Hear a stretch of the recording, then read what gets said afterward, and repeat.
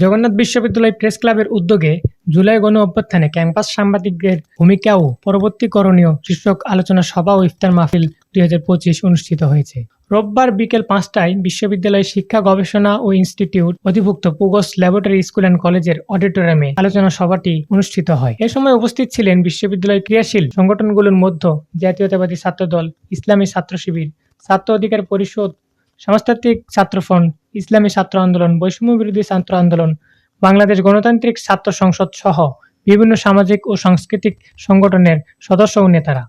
এ সময় অনুষ্ঠানে বিশেষ অতিথি হিসেবে উপস্থিত ছিলেন বিশ্ববিদ্যালয়ের ট্রেজারার অধ্যাপক ডক্টর সাবিনা শারমিন। প্রধান আলোচক হিসেবে উপস্থিত ছিলেন কথা সাহিত্যিক ও বাংলাদেশ সংবাদ সংস্থা বাসস এর ব্যবস্থাপনা পরিচালক মাহবুব মোর্শেদ এবং সম্মানিত অতিথি হিসেবে উপস্থিত ছিলেন দ্য ডেলি ক্যাম্পাসের সম্পাদক মাহবুব রনি।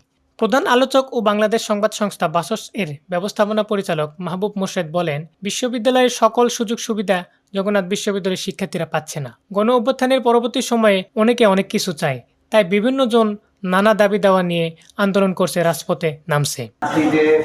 আমাদের প্রত্যেকেরই এই গণ অভ্যুত্থানের পরে প্রত্যেকেরই প্রত্যাশার পালনটা খুবই উচ্চে এবং আমরা সবাই অনেক কিছু চাই।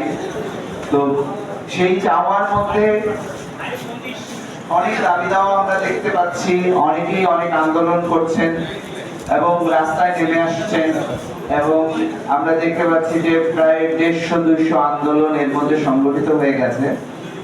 এর পাশাপাশি যারা গণ অভ্যুত্থানের পক্ষে ছিলেন, যারা কাঁধে কাঁধ মিলিয়ে লড়াই করেছেন, আন্দোলন সংগ্রাম করেছেন, তাদের মধ্যেও আমরা নানান রকম বিভাজন দেখতে পাচ্ছি।